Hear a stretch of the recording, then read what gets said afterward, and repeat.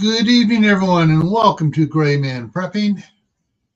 It is time for the computer to work. There we go. Tactical Tuesday. We're going to talk tactics, gear, and more, mainly about tactics tonight, because tonight's topic is winter hiking safety. And there we go. How's everybody doing out there? Alrighty, so first one in was Tammy at Rebel Canners. And then Daniel Berry Sports Highlight, followed by Lee Argent. Then Howie, Food Forest Permaculture. And everybody's chit-chatting. And then Kaylin Strain. As everybody's saying hi to each other. Shady Hill Homestead is in here.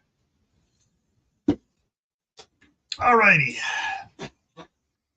So this is one that, yes, I kind of visit this every year because a lot of people like going out hiking in the snow. Oh, it's snow time. I want to go out and do a little hiking.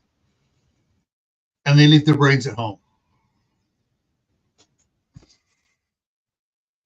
All right, there are several topics here we're going to talk about here. And Vanessa Kitty's in the house. Probably the most important thing is your clothing. Yeah, you got to make sure you're not going to go out there and freeze to death. So you want something that is that you can layer, because you start getting hot, you want to be able to open up and regulate your body temperature. And if it gets really cold, you want to be able to button up. And World Survivalist is here. Hey, Alan. And actually, I'm going to do this. I'm going to drop the link for the usual suspects. And there we go. Let's see. Kaylin says, yeah.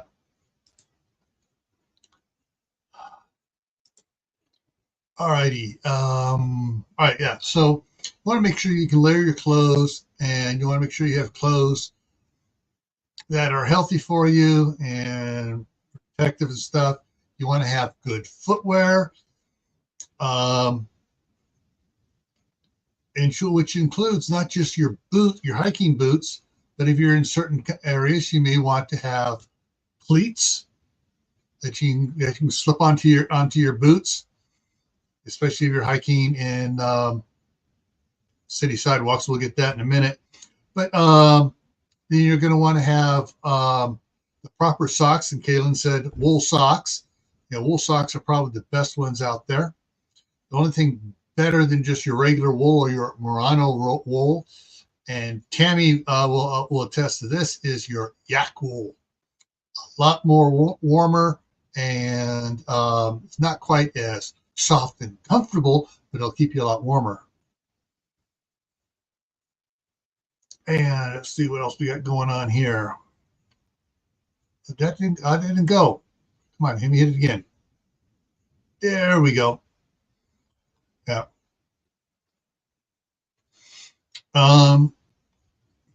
Personal preference here is wool socks or cotton socks or both, depending on what pair of boots I'm wearing. If I can layer them inside there. You don't want to cramp your feet up. So if you have a pair of boots that are snug with a thin pair of socks, ain't gonna work good much for hiking in the winter. You want a pair of boots that will it feels loose at first, but you can put on 2 pairs of socks. Cotton on the inside, wool on the outside, keep you really dry, and that sort of thing. Yeah, I told you Tammy was going to jump in on this one. She made a super score on a sweater at a thrift shop. That was yak wool. Let's see.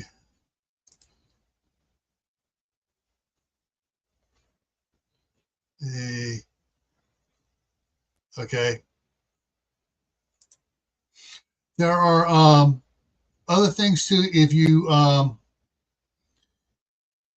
like some people and you wind up with a gap between your hiking shoe. I'm looking at a picture over here on the side here. Let me bring that picture up for a second. Under the T in safety, look at if you have a big screen, you'll see that the shoes. This person over here, you can see my cursor barely moving in there. They're wearing low top shoes in the snow.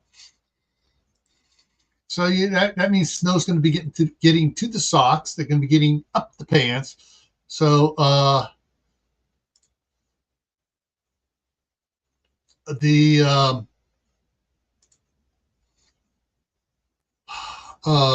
gator kind of goes around and hooks on the bottom of your shoes and boots, whatever, and keeps the snow from working its way up inside your layers of clothing.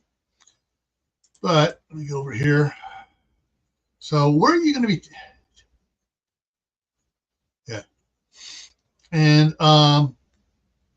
gaiters are the only thing that I like wearing out there that is not natural fiber. So one of the things is to think about is where you're going to be hiking at. And so we're going to go here. If you're just hiking around town on sidewalks, there's each one of these things has their own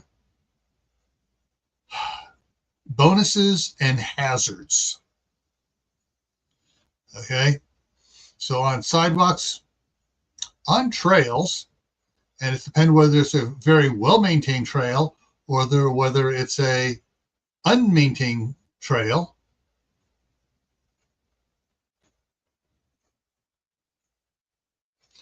And then there's plain old cross country, like the thumbnail shows them going cross country. It's a kind of a trail, but kind of cross country. Then there's the through the wooded areas, which are you can see kind of the wooded areas over here, up above, up here and stuff. You know, hiking through the wooded areas is kind of, and sometimes the trails go through wooded areas like this. So, you know, each area has its own advantages or bonuses and disadvantages. All right, so get back over here and let's go to the next one here. Okay, icy surfaces, especially on sidewalks, parking lots, you know, you're out just walking around, hiking around town. And so icy surfaces can come and bite you in the butt, literally. You slip, feet go up, your butt goes on the concrete. Oh, yeah. Yeah, Kaylin. Yeah, Kaylin has, and this for deep snow and in certain areas here, like if you're in for the hidden voids, you walk along a trail where you're walking just through the woods, and you take a step and all of a sudden you go down inward because basically there's been down branches or bushes and stuff, snow's got fallen on and covered up, and you think it's just a little hump going up there, you go step in it and you go down into it. And Howie's being ever the survivalist. Wear your snowshoes backwards to throw off the tracker. But hidden voids, you know, if you unless you're on a what was a well-maintained trail or path beforehand, once the snow's on it, you know, you're going to be pretty good. But if you're on an area that, you know, twists and turns and you're not sure where the trail's twisted and turned with all the snow on it, you could be easy hitting voids and stuff, especially if you're going through the woods, cross country, and stuff like that. Another one part of that is frozen ponds. They're also kind of a hidden void. And more importantly, frozen creeks. If your trail goes across a creek or something, you're not sure where that creek is, you go across there. It may look nice and smooth because the snow is drifted into the void there. Creeks have a double um, bladed knife against you. The creek could still have water in it, and it's just frozen on top. And down below, the water is still flowing. And then it gets some snow on it. You go stepping on it, and the ice isn't thick enough to support you. All of a sudden, you're going down in, and now your boot and socks and pants are up to your knee or whatever is totally soaked. Or it's frozen over, and then farther upstream, it gets frozen off like happens, and now you're got barely a trickle going through there, and you got this big void under the ice. So you step on it, all of a sudden, until you put your whole weight on, you think you're okay, and all of a sudden it goes whoom, down in, and you can break a leg that way or an ankle fairly easy. Yeah. Or as Kaylin said, you go and you step somewhere and suddenly you're, what the heck, how did I get down in here? And you're stuck. Hopefully you're with other people. A couple weekends ago, a boy fell through thin ice, was rescued, but died hours later in the hospital. Unfortunately, that's one of the reasons if you're hiking in the winter, you want to use a trail and you want to make sure there is no lakes or ponds out there where you're going to be hiking. I always say it's best not to move around at all during the winter. I know sometimes people just want to get out and hike. Now, if you're hiking down, even on the sidewalks, this counts even on the sidewalks, falling objects. Some of you remember Dave at Southern Ohio Prepping. On Facebook, he posted what happened on his property. They had like an ice storm come through and wind. And so the trees were getting loaded with ice and snow, and the wind came, and it was just too much weight, and he had branches just falling down in his yard. And of course, city maintained trees are not exactly the healthiest trees around, unfortunately. What it says. Okay, Howie says a lady fell off a ski hill in Banff today and died. Yeah, and that's a whole nother topic I'll try to touch on here in a second here. But falling objects, it doesn't have to be a branch. It could be icicles. It could be chunks of ice falling out of trees, off of power lines. There are things when you're out walking around in the wintertime, you need to not just be looking down here. As you walk, you need to be looking ahead of you, up above, so you can see what's going on up above you. Let's see. And then, of course, there are the animals you can run into. Haven't seen it yet, but there's a moose that shows up here in Basalt just about every year. And then there are your reindeer / caribou, same species, just called differently depending on the country you're in. And some areas still have bears out and about. Usually they're white, but not down here in the lower 48.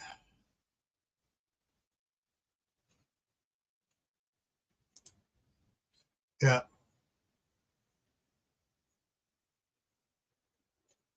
Yeah. Hiking poles. Yeah. Hiking poles are a good thing to have. You can have just a straight pole, or you have the one with the thing on it, so you can really test, push down, and see how much it's going to push snow and stuff down before you step on it. Oh, Howie says that lady, I guess, when she fell off the hill, she landed in the snow and suffocated, no air. Now, actually, the moose, Kaylin, that moose is registered out in Goshen. It just makes its way in here because most of the farmland around here is not being plowed, and there's still stuff out there for it to go around and munch on for a while. And of course, it's got the the Snake River not too far over here on the other side of Firth to get to. Yes, Howie, you're right. An ice axe is an ice axe. Ice axe is good to have. A lot other, which brings up Howie. Thank you for putting that in there. Brings up other things to have. Flashlight, a flashlight, a strobe light for emergencies. You know, to draw people's attention. You know, even at the daytime, a flashing strobe light can bring someone's attention. Radio, FRS, MRS radio, CB radio, ham radio, some way to get in contact with someone. And some people, well, I got a cell phone. Well, sometimes you're out hiking in these areas, you have no cell service. Unless you got yourself a sat phone, which costs a few bills here, you know, these others are going to be a lot better. Don't laugh at this. Howie's right. There's a personal airbag for when you're hiking in the snow. That way, if you get buried, you pop that sucker and it pushes the snow out before it deflates and creates like a shell of air there for you.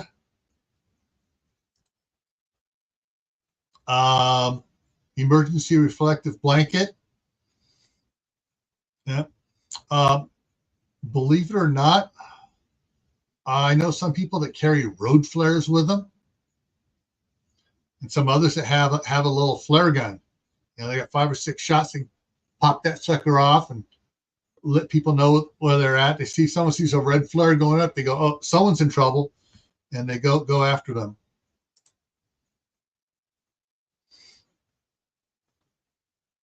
Yeah, good points, Kaylin. Headlamp's good. Portable GPS with emergency signal function. All good things to have while you're out there. And Aiden here is in the house. So do I got anything else after this? No. All right, that's that on that. So I'm going to bring back to here and drop this down and bring up a page over here so I can share with you.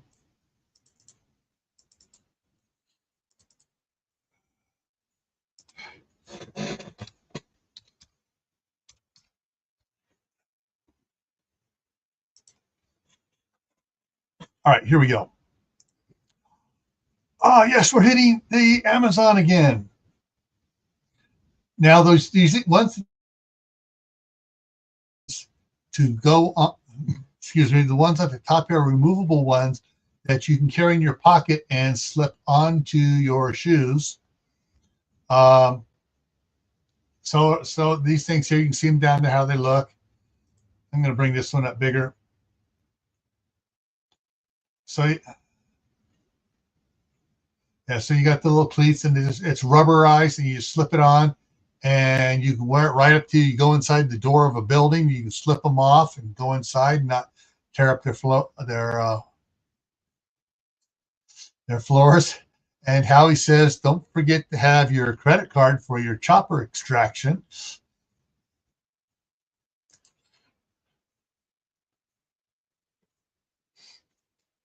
Yep.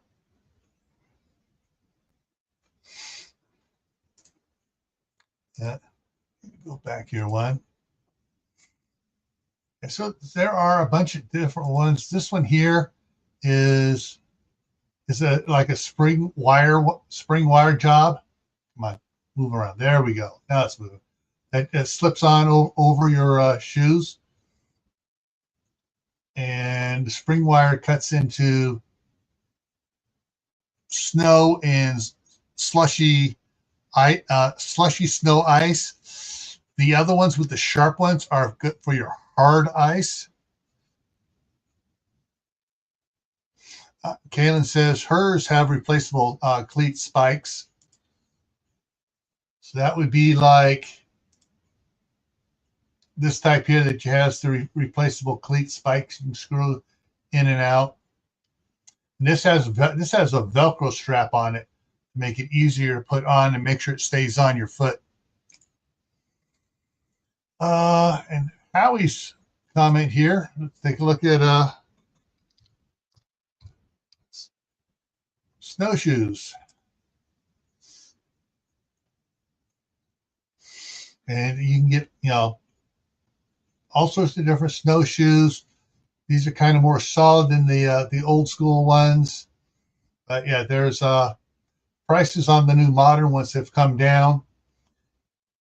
And you know, depending on how much you weigh and how much how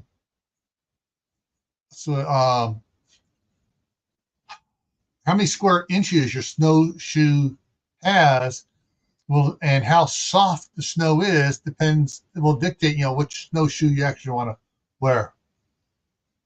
I mean, because you got this, $69 one, you got the $49 ones, you have the $100 ones, you have the $389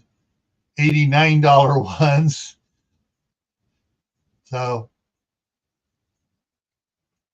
each one is a little bit differently as far as what they do and can do on it.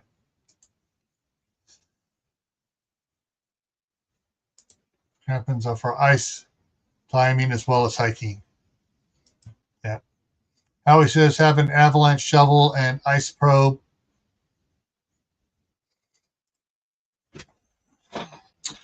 Personally, I'm not going to be hiking anywhere near where an avalanche might happen. If I'm hiking, it's probably going to be around town here. Or if I happen to break down and I got to hike home. So I tell you, I am not the adventurous type to go out there hiking into the wilderness anymore. No, this is not my thing anymore. Back before I got married, I used to do this. We actually went hunting in snow like this.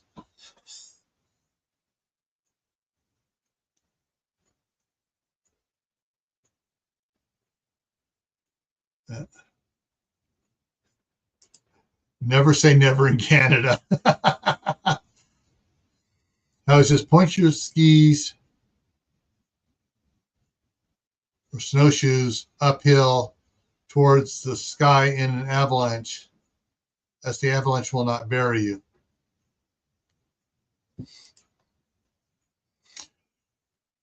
All right, folks. Let's see. Yeah, I think we've covered pretty much everything. We covered, looking out for things, eyes up, eyes around, paying attention to what's going on, selecting where you're going to be hiking at, hazards of in the city, hazards out on trails, hazards in the woods. Oh, I needed to change one thing here for you guys before I do this. Where is it here? There it is. And you never can tell when this is going to happen. It's going to do it. It's not wanting to do it.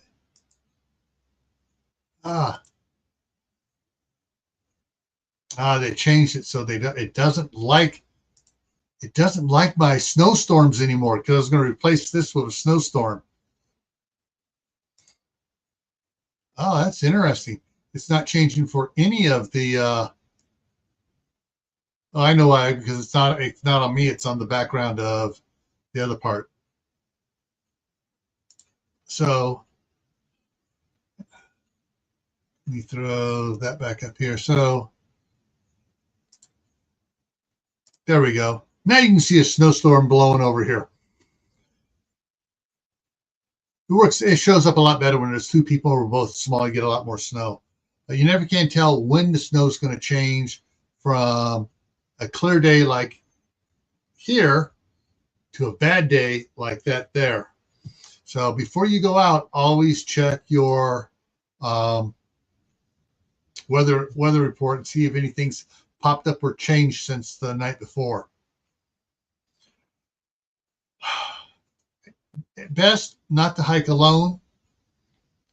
Hike at least with one other person or a couple others.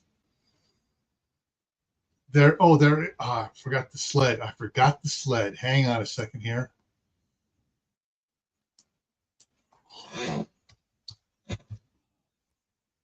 Oh, uh,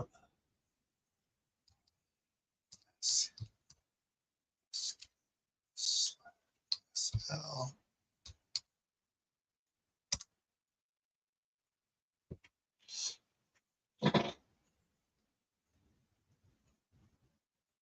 okay, here we go. Let me get this thing up here. If a group's going out, and the other thing, don't forget your water. It may be cold. I don't need to drink water. You always need to drink water. Because out there, you're exhaling into less than 32 degrees or zero before it goes above the border. And it's going to be freezing the moisture out. You're not going to be breathing any moisture into your lungs. Are going to be getting rid of a lot of moisture, trying to stay moist. All right. They label this as a deer drag, but they also have them for rescue ones. And so if someone's down and you need to move them, you just you can put them on one of these roll-up sleds, and you can. These things are light too. Then you can pull them along. This one here says, what's the weight on it? About 2 pounds is what this thing weighs. But there are other ones, but that the roll-up rescue one is it ways to go. I like the way Amazon. I got roll-up rescue sled, and they do anything but a rescue sled. Anyways, yeah, there are ones out there. You can check around, find one that'll work best for you. All right.